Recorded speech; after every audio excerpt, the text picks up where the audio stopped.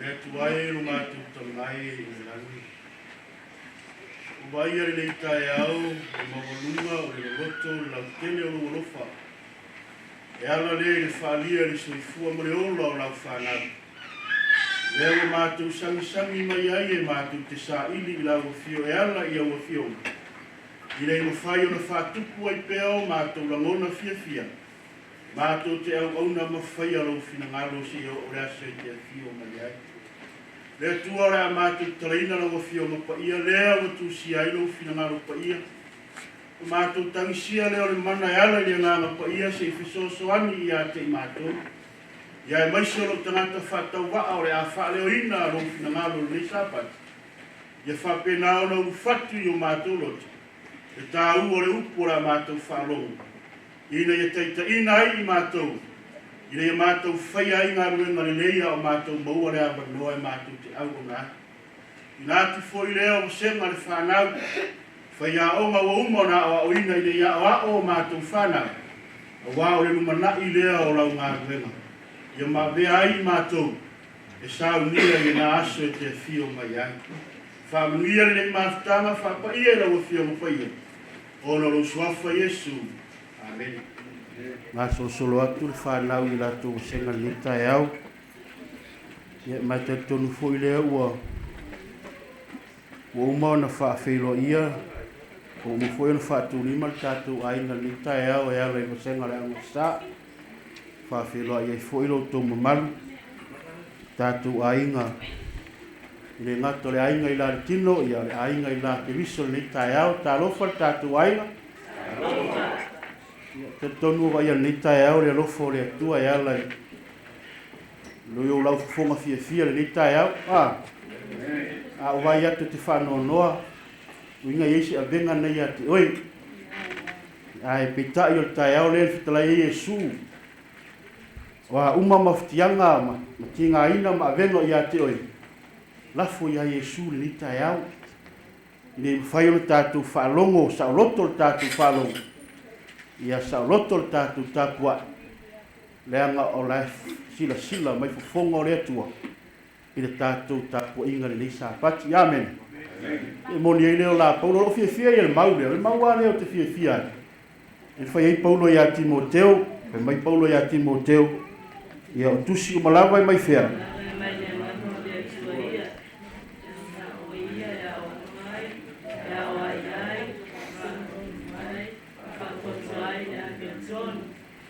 No e tāua ia te au le maulea. Leanga fo i leanga o le ainga le nei. O le ainga o le atua. O e mā. O le ue tātu te tonu o le ainga o le atua. A o le ainga la o le atua. E pule ai le atua. Amen. O le tae au la nei. O e tātu o mai nei tae au. O pule le atua le tātu o ainga. O le ala la o a i le atua ia tātou. Amen. Aisea. Langa fo ia sol vai aso ono aso vai aso sa e ferua ia e pule o ia nga ruenga mau me fai. Amen. Petai o tātou o mai nei sapati. Fa mai lo Paulo. O upu umalawa mai le nganga o le atua mai ar kene se tau wharina. Le ua mai e a o ai tātou ni tai a. E a o ai ai tātou ai sea. I le tātou lore a mi o tonu o le atua. Amen. E tā ua lan whai upu vaianga muli whai mai o le mafuanga. Ina ia. Ina ia le lei ai ta ngata o le atua. E ala na vai aso. Sa e le lei pe sa e wha aleli. Sa e mutu oso se tulo. Pio whai mai hao lea e punga. Vatu lea mea e whali. Amen. Ia pe ta i o mafuanga nau tātou maritai au nei. No le fionga le atua, o le a o ai tātou. Ai sea, langa i mana o le atua i tātou i le langi ma le ola e whaavavau. Mai leo tala i ori, whai mele whamtalanga i ori mia, o maua ua fionga, o ai lea. Wa vea leo se mea ia, e oli ai lo roto. You know, if you eat something so sweet, how do you feel? You like it. You like it, huh? Yeah. And you feel so different. You feel the whole thing in your body. Amen. E whapena fora tai au nei. ino o mea sa ele tau mawhaina e ono le vai aso lo wita fuori stangata. Now you gonna eat the Bible now. O le afa whanga i tātou tuspaia. I le mawhai. I le ngata e te oli ai. E a vea o se mea sua malia ia te oi. Amen. Ai vai le ia e ke ngofo le kai aori ngai. Se ke le whaangongo e ke le au ki lufu i lesi. Amen. E ke vai fua oi ia te oi. A ui ia te au. Ai sea. Leanga ele se lau pa se le uma i tātou. Au le tai aori nei o le upo le atua se lau pa se ni. Ai a fuana e le ai e a fuana e ona e tu maua i pea i le mea tuai. Leanga i te musu e talia le upo le atua. Amen. Au tai aori nei, tā ua i o sauninga le tātou a mataina mai le po. O le ata, o le loto maualalo. Ina i a mata mai ai. Le au nanga le tangata o le atua. Tangata o le atua e le a mata mai lunga lana o nanga. Amen. O le alo wha mawalunga, o le alo malosi, o le alo poto. Pai mai Yesu alu lalo. A ele alu lalo e te le mawalunga. Amen. A e alu lunga o le mete maua e te alu tua. Iona e whaatou wha mai le atua marana ngā wenga. Tātou le sona tai au nei e simpo al tātou le sona.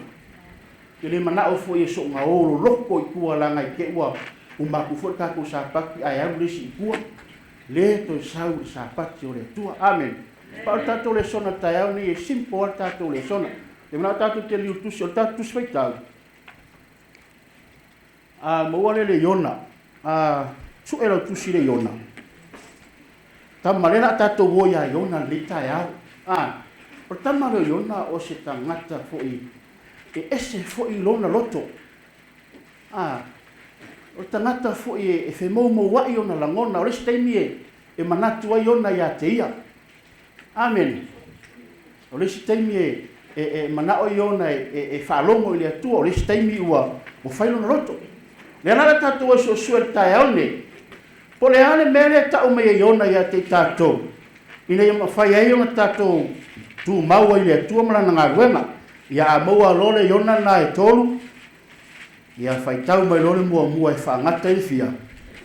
Whai upo se fulu. Ia. Ona mai lele na kuna iona ia iona. O le poi tāua mai ia. Ua whāpea mai. Ina atu ia. Ina ali ni e male ai tene. Matala ia si ai e tala ingo o te mai atu ai au se oe. Ona tunga ia leo iona.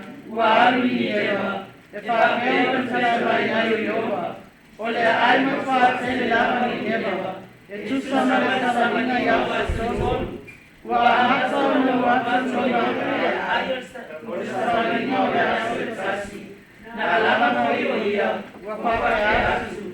E tau rā furu kōa whākia ia na newa. Manata e tono i leo tamata ni newa i le tua.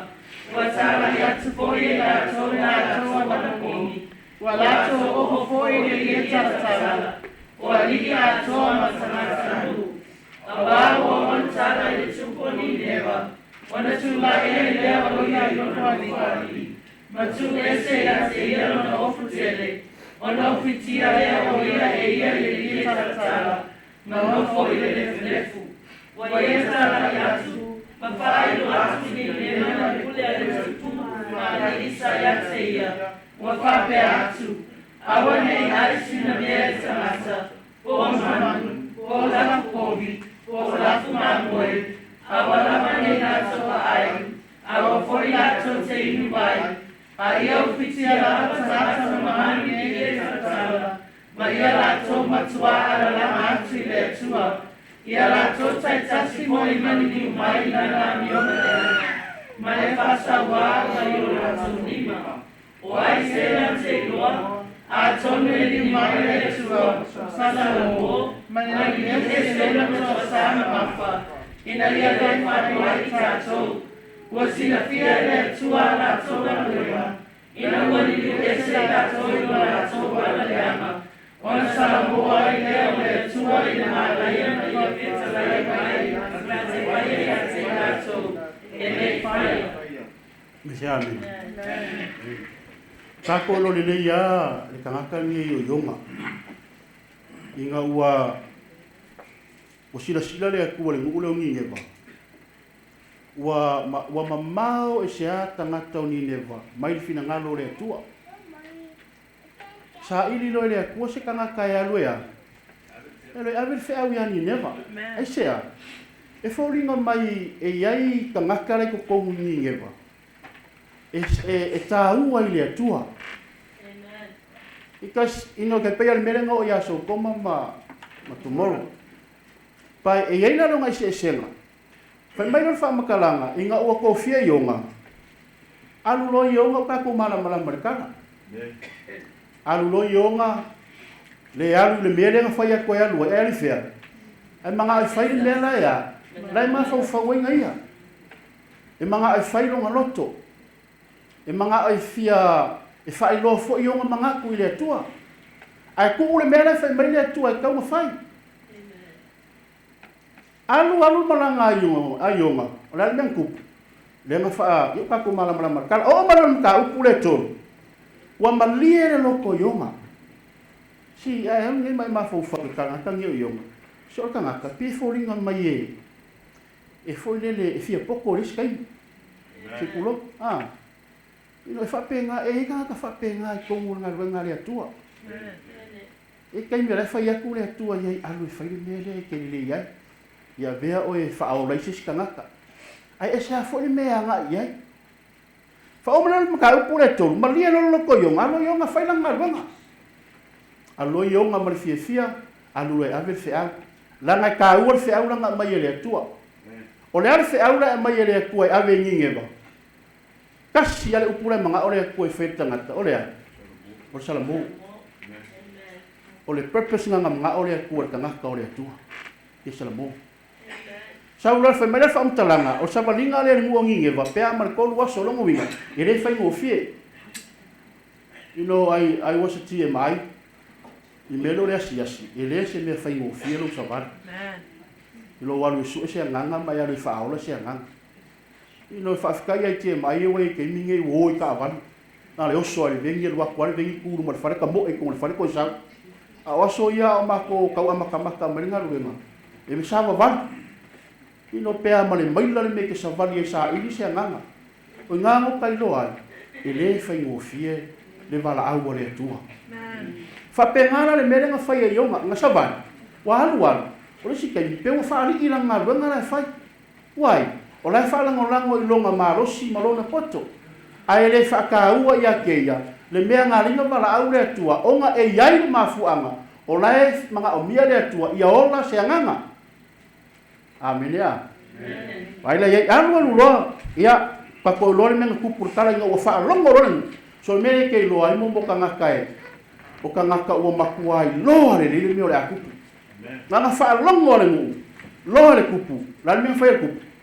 Longo longo pa malo le kupu le o vai o ko o longo longo awal lava nge iko ya ko ai skanaka awange ko ai se povi awange ko ai se kalo awange ko fangase ma mo e o ar ka pi se o suai awange ko fangai ai se langa wai lor kupu langa lo fe kala ka ma lo yo ngame lo fe kala ka ngaka e umai me le ko ya se sion kwa vai lá cá o foi o poe no ar vai melhor foi o fik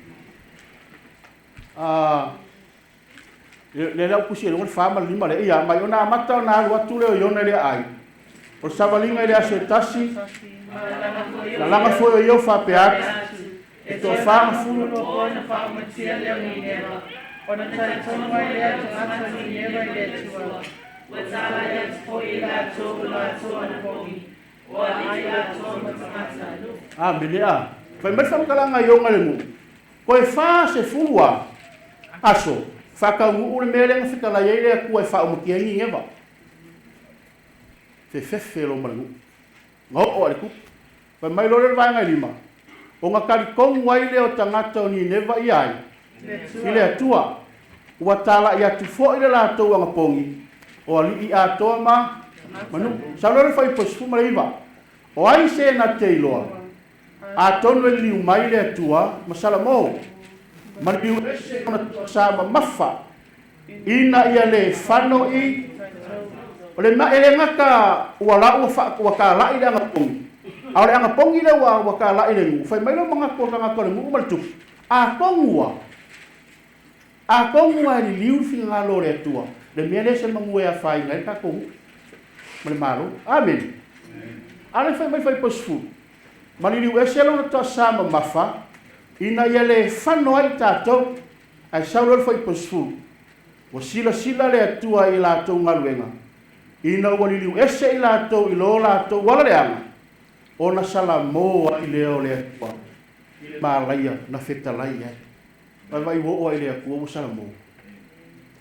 Pai lare ma fuanga ngari nga sala moa le atua. Nga sala moa le atua. Inga ufaka ngu ngaluenga yonga. Amen. Inga ufaka ngu ngaluenga yonga. E yo pili e sa o le mele sa o yonga. Li liu lo i le atua. Aisea. La ngore kaimi ai whaka ungu wa yele akua, langa whekalainga, nei masisi koe ola. Ai whai mai whai pose fu, mai wasila fia ele akua, wali liu lo to tangata, wali aise se koe wha maua lunga, le aise se koe kari upu, le aise se koe ke ele upu le atua, au wali liu ma. Alu ese lo marito sao le atua, sala moro le atua. Amen, ya. Ore ka ua i ore. O le kala lea. Aisea. Ino e kufa alakalaka mai e kākou le kai au ni. E iai keimi e ki nganga e whalongo. E ki nganga e iloa. O fia tausanga o iake o e lo. Fia tausanga o e uminga kofi o le lo. Amen ea. Fia tausanga o e iloa le atua. Ai lema whainga e li liu le atua. Aisea. Lea ngai wha maua runga lo watu. A ole whiau o le kai au ringe. O le whiau e koe wha mangaku mai a ke kākou. O le o koe eise kaimi. Le o koe eise kaimi kākou ke ka alo ai. Mo le wha moi moi. Amen. Yo kako wha longo le leo kai au ni kai au. Ka upo ka masinga nge yo lea. Wha msingonga. Le walu fa msingonga o yola. Ino afai o le e yake o ele ngonga fo ele mafainga e lo ako ko le akua o le vanga lo. It tells me wa pasi fa msingonga mo. E ke loku wala ma e au mai fai me ale akua pa o le ko yesu fa mo mo. I'm not a judgment. O le akua le fa msingo. Pai o se aka fo le abakwe fa la kalaka yake kako. O keminge wa makanga mai lu inga ngarwe ngare akua e mai e vaku yake o e pe maka e mongi lo liu le akua ale fai mai na sala mo lo le atua ka o filo le mara ia le kue o le aya ai koe fa manguia ma koe fa i lo le o la ye lo va mo le langi mo le o la fa ba ka kon ka ngarwe ngar ka ya ni e le fai ngo fia ngarwe ngare ka ko ke ngarwe ai ele fai ngo fielo walu le langi. Ka so lo walu le langi. Ele fa la ngolango fu elis kangaka. O lo walu le langi. Ele fa la ngolango fu lo ko rua. E ke fa la ngolango a oi ya ke oi. Amen. Ele ma fai fanga kangor fai fe au. E fa le leia oi inga ye halu langi. Pa wanga lu ngar fai fe au ya. O le ka wa. Longo fai lo aku. Ale choice nga ya ke oi. Amen. E ke mangaku I foi le kai au ngai ka ua sa minga le ka ko fai ko paulo sa mulmulo ni tau sama e fa fia tau sama fai fa mangaku ai le kingo maliu o Yesu ele fai o fie ar fisi o e mangaku Yesu ya so umoro ka ko amen o le whiau na le kai au ngai le o Amerika la le iaionga te e so important me nga ole aku e fai kanga I e sala mo awanga aka ko lo famelo la ku ka ko le songa o le bala au ale atua ina ia e sala mo ka calling you why ka calling e manga o mia lea le repent Amen. Amen. You need to repent. Amen. It's the powerful words. E whai ngō fia ia ngai ka ore mele o salamo. sala mo e le kala fo le le ngua ma ua pangoka la kula ua kangi fai le la mo ke ua kangi ya pangoka mo ro fai lo so ha me ni ngai kangi e ke ua kangi ma ngai le upu po le ua kangi le ua o kiro fai mai le ha kero anga ule kalele vua amlia tenga kaku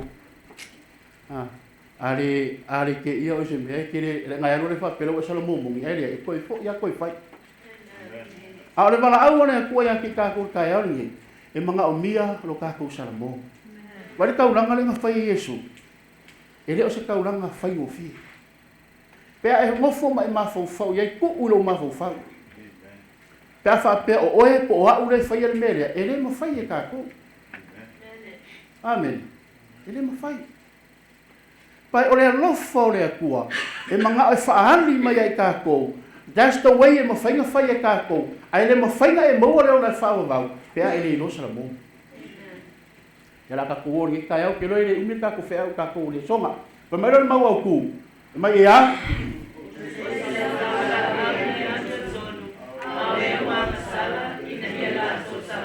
ke o kala le a pe fai ka o ka u le luka long ka u le mai sulu ka suma lima o fa makala ai makauria ko fo i ku ma ka yo iva o lo fa makala ai le fai ka ulanga le au ka ulanga o ai le au ka ulanga o ma ka yo pe fai ka long ka u le o ma ka yo o le o taside au la fonga o ma ka yo le ala fa makala mai fai u le ka u le mo ke lu fai ka ulanga le o ko mai ngai mau ku le asika ko si tau fa makala la tiki ale le ka u o le melen fa kala Yesu sometimes ke sau e pen la wa ai mo la papa amen na lo sawale mo fo te site mo io makamba e buena pa pai ka mai pula pai ka na ko mo ia ngalo pa use your bible amen wa mo ran le soma ta pe a ko ya ma me yo ka ko ma fo fa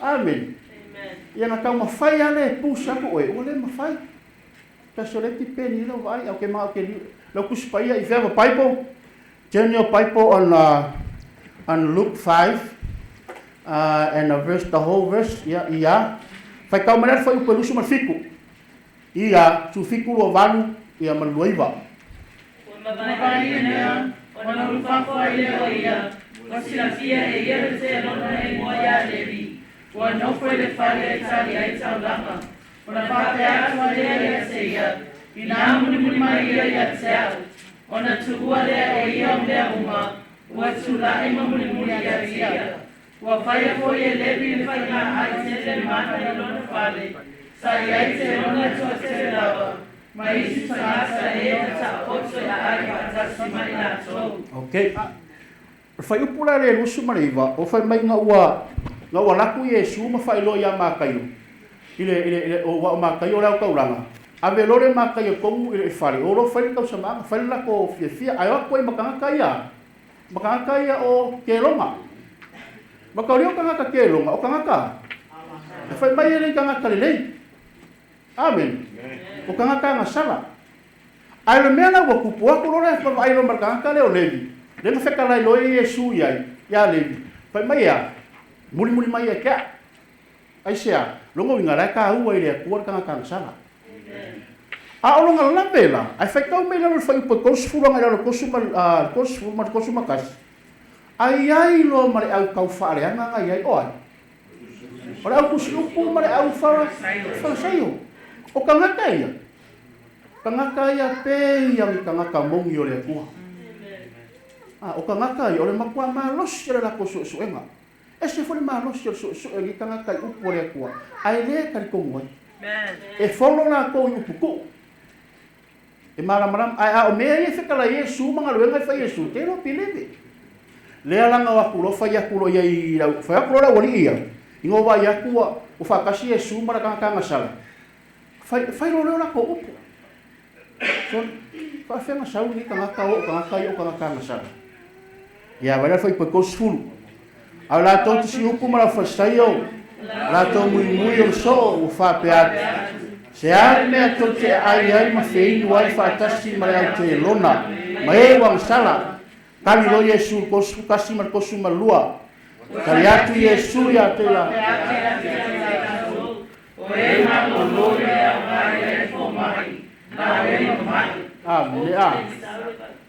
Fai mai fam kala fai kali fai kosu makas. Kali lo Yesu la ke longa ole au pusi kuma la forsai.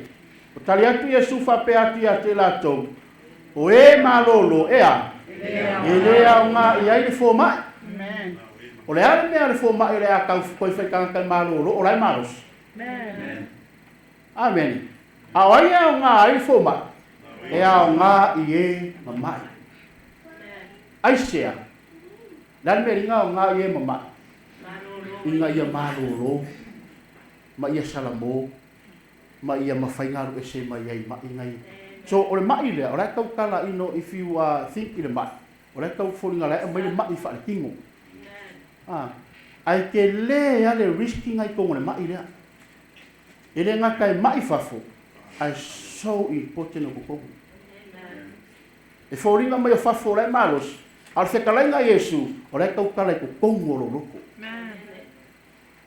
Ai sea, langa le va Yesu le mai le ai. Na fe kala Yesu fa mai ro me alwa ko kongo ya.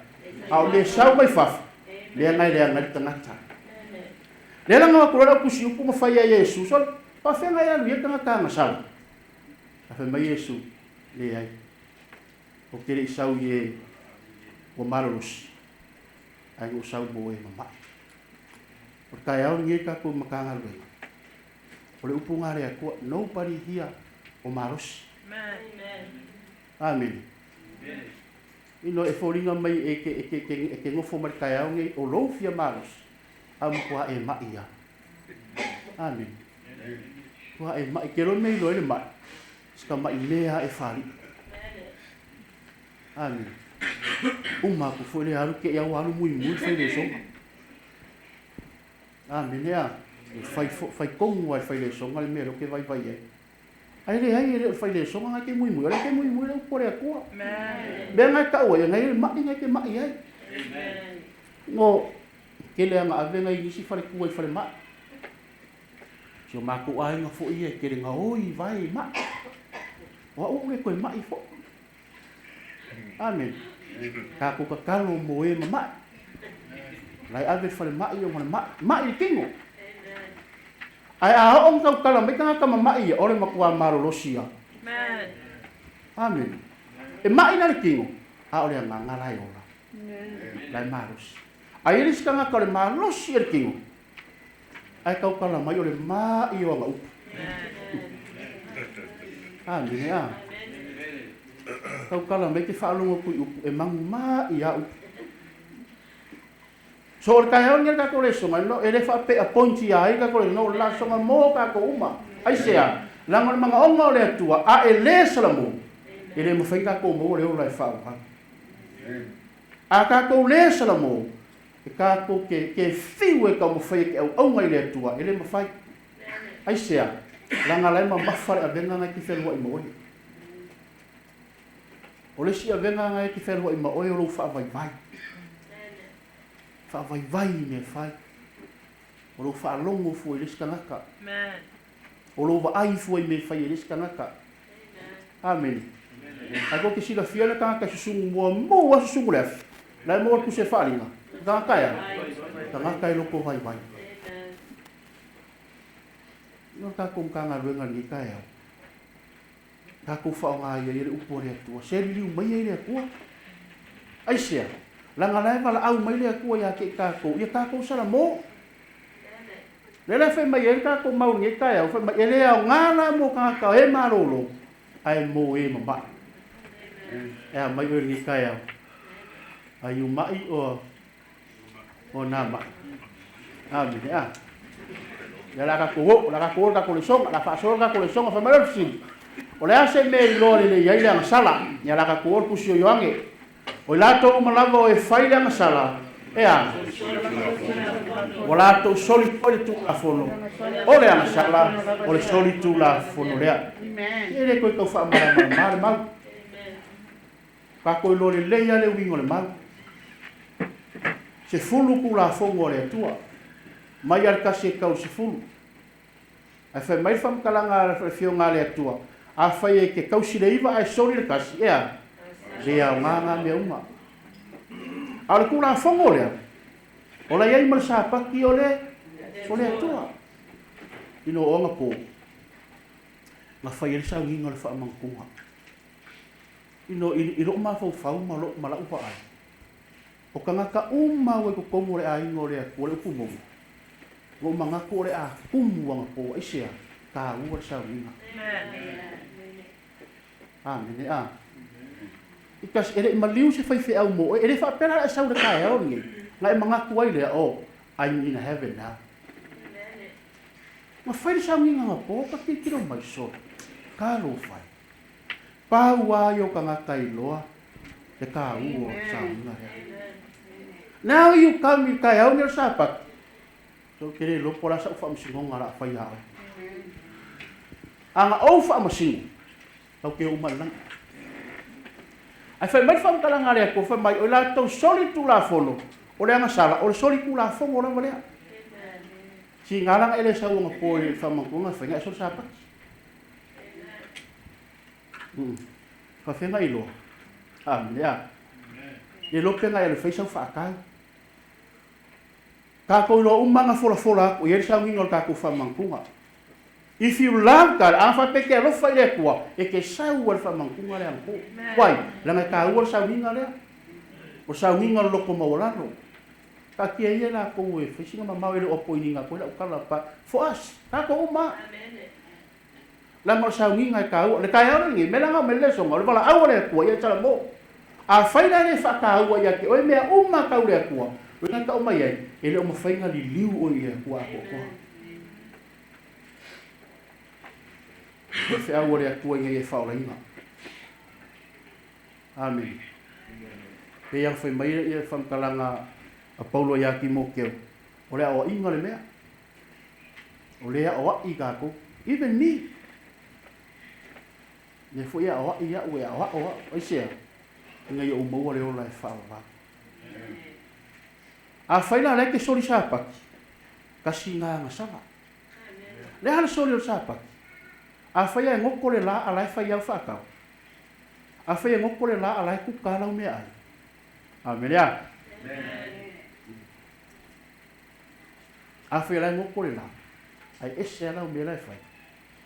Longo iu. O lai te soli le angsara. Lai te fai le angsara. Ia kui forisi mea. Au e ke fai a mo e se kukua ua. Ta.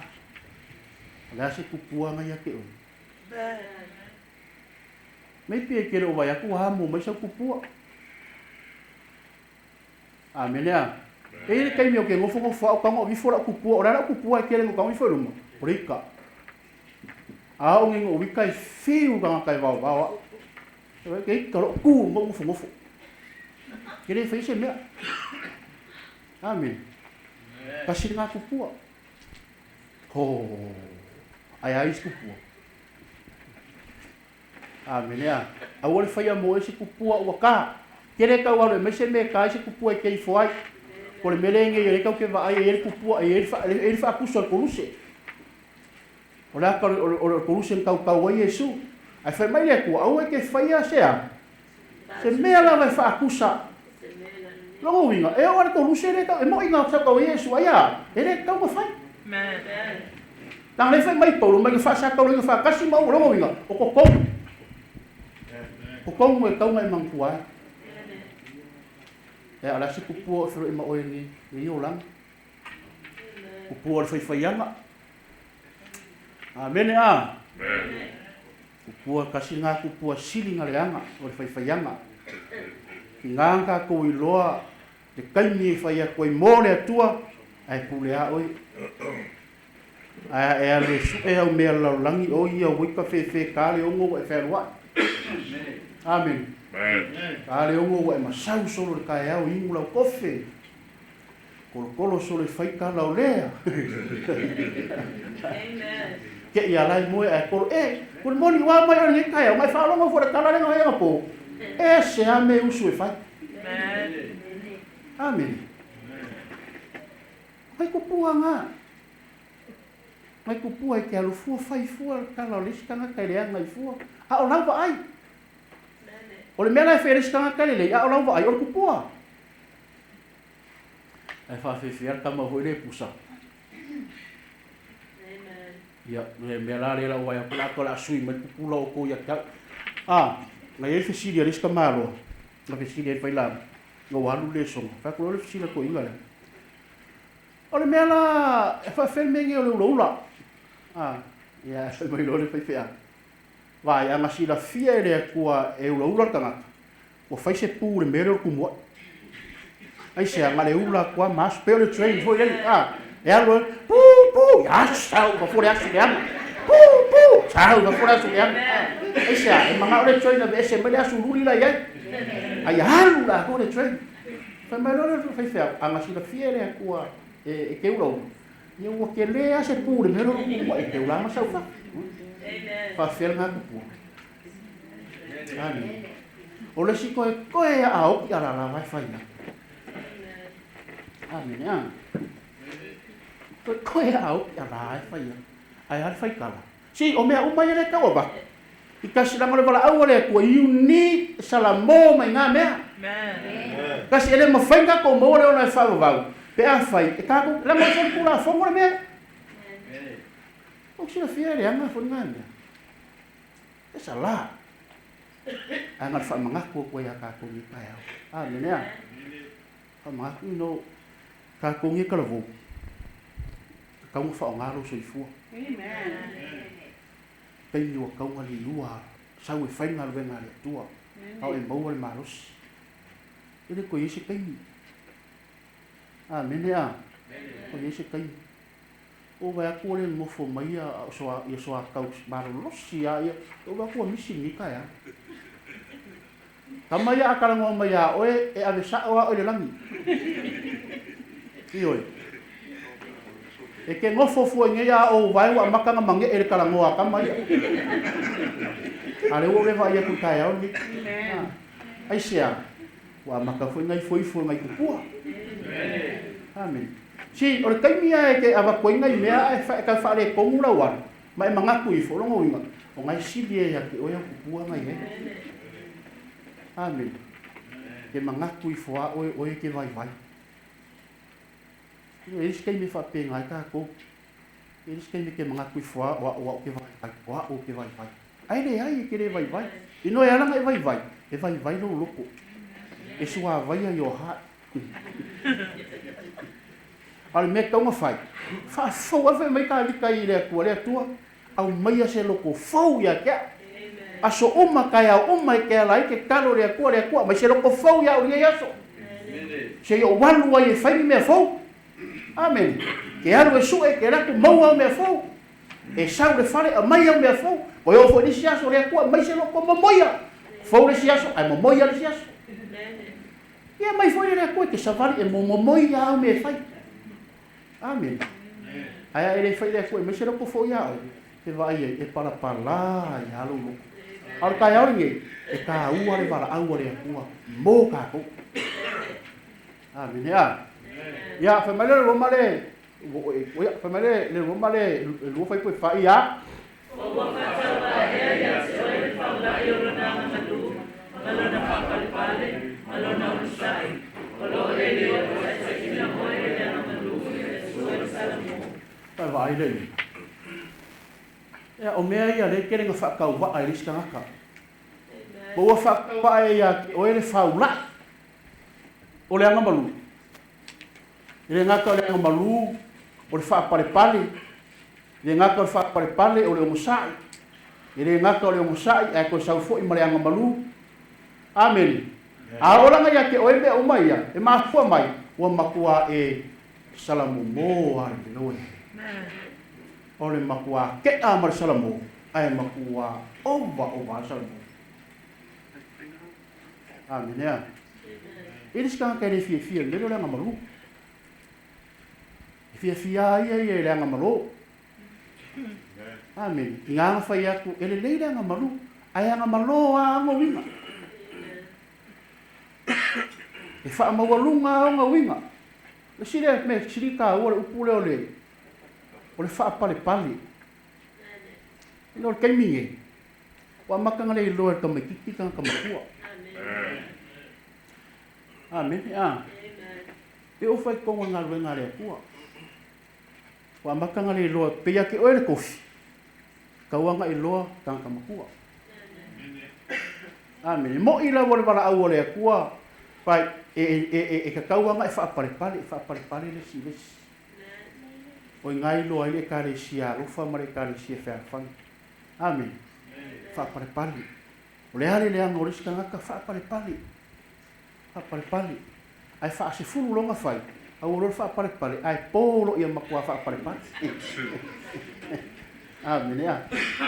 Ino waka korisi kai mikinganga e loku. E alo le un sai ke ia wa ika. Ke ia whaakaungu lor mele ke whaia. Pai ka ua lo whaapare. O le whaapare o le un sai. Nanga fe mer kuso falinga fa mer nge wele o sa ia pa ia. O nga luenga mar kai o ka ko ia. O ni ka ko o sa. Sa ungi lo so fu mo langi mo le fa va. O ka ku ki ko ma fo i ko.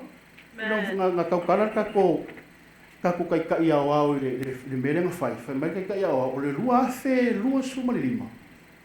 That's the worst kai mi le ka ko ia. Tingi ko fa lo ia.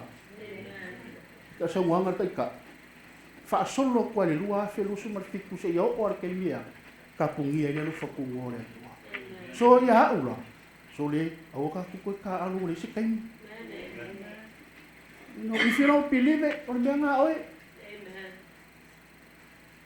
amen ya pa ko vai la langi le wengi makua le yang ngale la lang to lo vaia o afa o ia inga sa mo fasioki ngaka peia o le mea fua.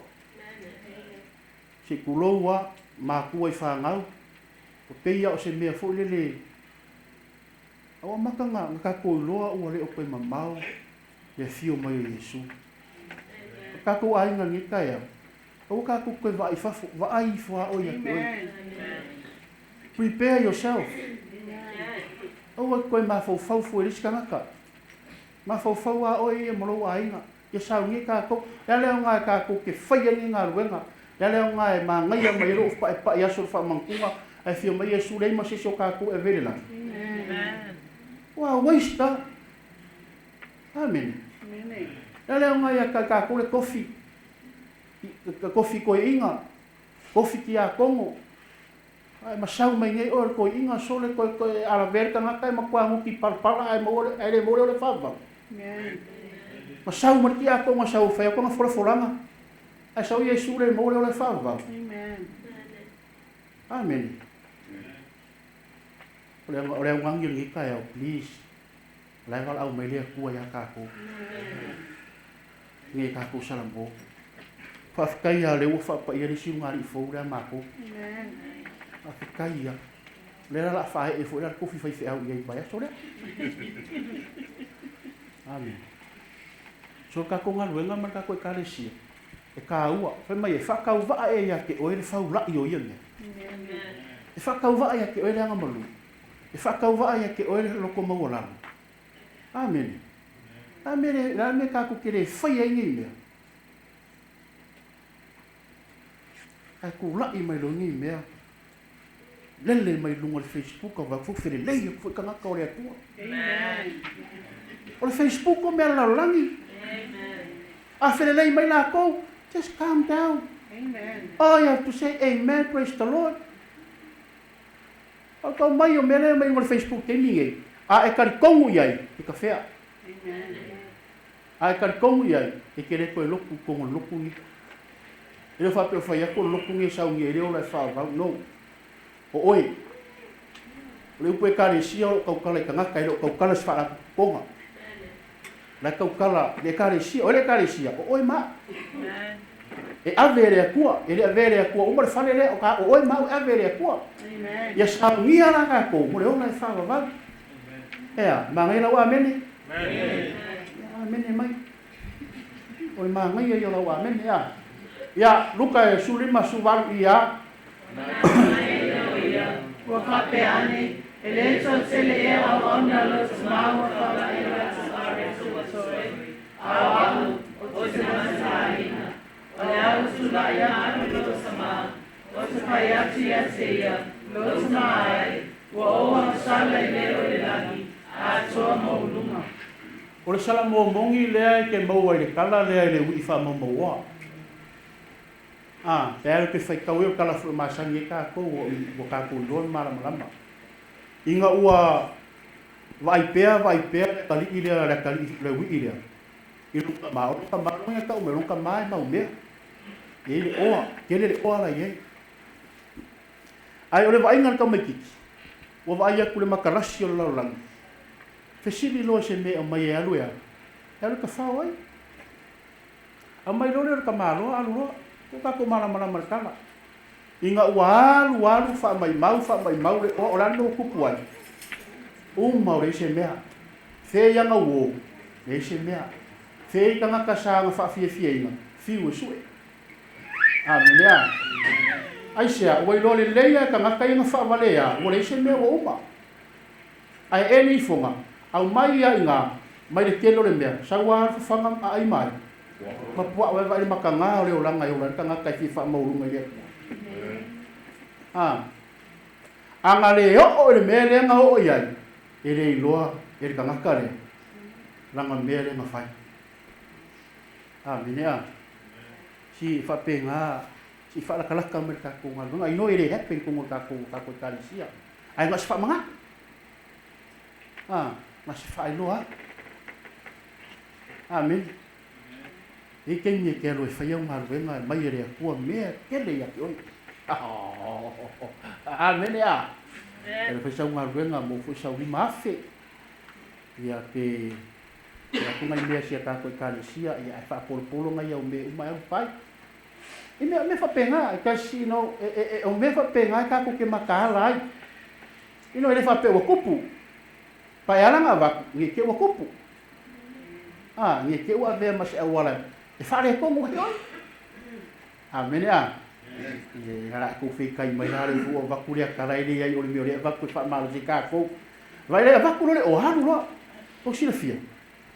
Ese tanga ka fa penga fa la ka oi. So ese. Amen. Wale me nga fire ka me ki le ngalu mare o. O mai lo le makanga manga friend. Mai e manga fa umare o. Nga uma. Le ai masi ko ku ke yo pupu nga. Amen. Ele fa penga ka ko uskei. Ele fa alaka. Lo sa me kanga ke vai re ko ese moi. Pi e ko a o nga mafakia ke fio ko su. Pe mai lo fo le. Ia e wo wa ko fo. Ai si dia ro ai ngamo. Pe mai lo ma fa ipule sumar valu. Pe mai lo fa ipule sumar valu inga wa. Nga wa lo ala tali. Wa ai fa ka sima pua. O lo ngai unga le e o ki ai. Si e isi kako, e isi kangaka. E ki nganga wa ia koe lo pala. Koe a oki li mea lai fai, ala ai fai ia. Amen. E ki nganga ai aku wa uma mea ia pua awa ia ku o i ala, o i parapala, o i pongai, ala vai fai. E mosu ala ese e. Lai manga ia le ala ai, si kulong lo. Ki nganga fai koe malo, ala vai fai ma. E mosu ala ese e. Aore mera ko pui ka mai ki dia. Nga va ai aku ore o ki le mea. Fai maror fai ko suma fi. O nga ka mai ai le oia. O fa pe ana. E le to tele e au na ro ta ma o fa la ia la to a le to ua. Ko te toi awa. O ke ma ke la inga. Sumar va. O le au tu lai ma lo ta ma. Si salvo fai ko sumar va. Makua isala mo ala ka. Amen. Hino olong kamba lai fau wai mea. E ai a lio manga ngai o ngafali. La ai ta avare sol fongua. Kele sol fongua fai la pori e mau mea no olong kamba. Fako ako i lai singa kamba ki. Inga ora ise mea. Amen ya. Ape ngaka ku ni kai au. Ka kung kangar ngai. E ore ai hoki ar nga me fai. Aro ese ai. Get up and go to Jesus. Amen. Ai sea, lai bala au mai le kua ia kako. Ia kako salamo. mai loa, o le au tula I mahali lo kama, o ke whai atu te alo ta mai, o wanga sala I le o le langi, a toa mo uluma. Si e kau mai e o ka mai kiti, e I loa fu I le akua. Pai mai, o wanga sala I le o langi, a koa mo uluma. Amen, church. Amen. Yo umar ka ko le songa. Na lo ke vai ko fa le songa e mo me ka ko. Por ka u ana ka ko le songa ka yo ni. Si a e loa. A ka ko I loa mai ke mafa kia I ai ke fai. Ang ese. Amen.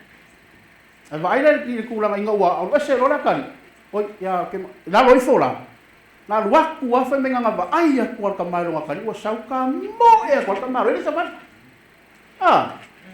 Ele savali ele fa pe foi na kuku kama aluaku la ko ka mai lo sau la na ko fusi lo ngakali. Amen. Vai mo ka mai lo fa. Kinga ngai lo wa alu mare afore o o makwa makiva lo. Al taimi ang ko foi mai ai. Ele fa kali no kama. Amen. Amen. Luaku la ko. Po sausio ngakali wo koi o iwi wo pai alu aku fusi ma lo ngakali. Mga fusi fa lo au na. Fa pe po amali ofu mama se vai fa ofu kamale. Si wa ba ai dai. Amen ya. Mo ga ka usala mo mong ya fo ile ku. Ke va ile mai o fa mong ya ngari ku ya ki. Fa mong ya ku. Fa ofu lo fu kala lor ka malo. Hu ia male mama ka waka hu ia ma se vai se ai. Ko ave ko mo le fale ka o le povi fasi mang fai mo le balauria ai fai fi. Amen. Por fin ngalo nga le ku. A o nga e fo I mai le ku. Ngai vai le a mai le ku me ki fi ai. Se yo ora se fio mai su fo mere su. Ul fare mai le. Fi o lo. Amen ya. Ka ko le songa nga ni ka ya o ka kom ka nga wema. Ai ka ue fam kalanga le ngo weka ngo bang fa sa mo mai le ile la sanga ya kelis langa o fa sa se fa ka mai ala fa ka mai e kasi asin avea o le fupula o le tua e kasi mala malama mai le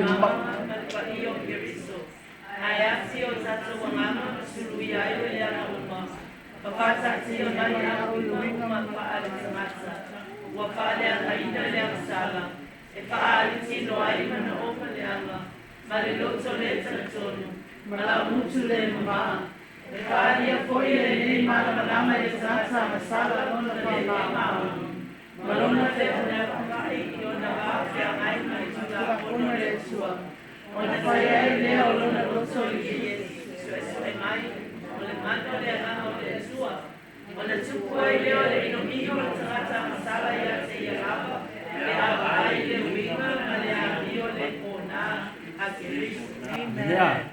Ese mo ngel fam kalanga le si o ma fu nga lenga le ma fainga e alu ese ai. O ma fu nga lenga le ma fainga sala mo. Langa vai foi le mere fam kalanga kasi singa ve o pupula. Si ao nga e mo o pupula ke liso. Su ya ko ya oi.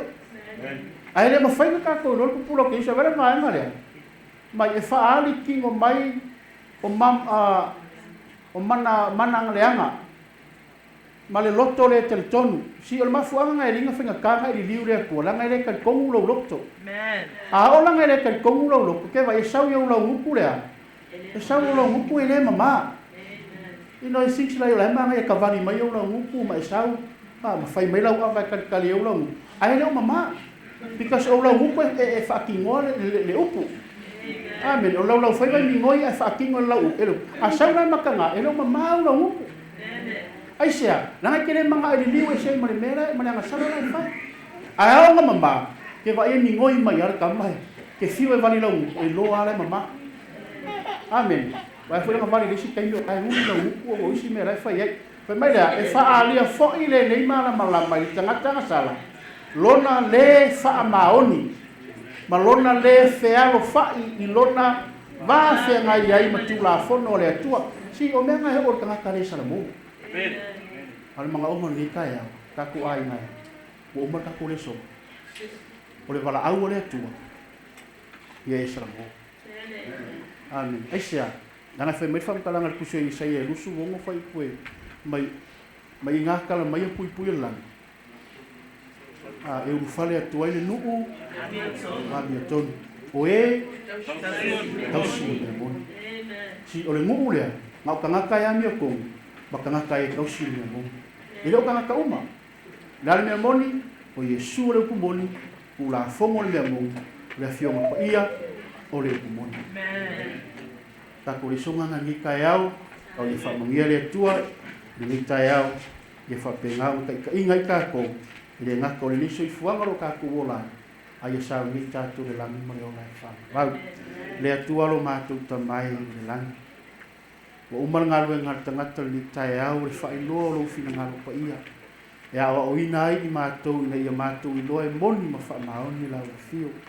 Na mātou o le le ngā pa ia, se ia whalau whatupu, le whatu leo pa ule e le. Ina ia mawhai ma tupu, ma fua mai eni fua le, e te whina ngalo ai ma e whamanuia ia te mātou. Whamangalo foi se upu o sala le tai au, o le ato to ai o le whamatalaina la wafio ma pa ia. O na rosuafa Yesu. Amen.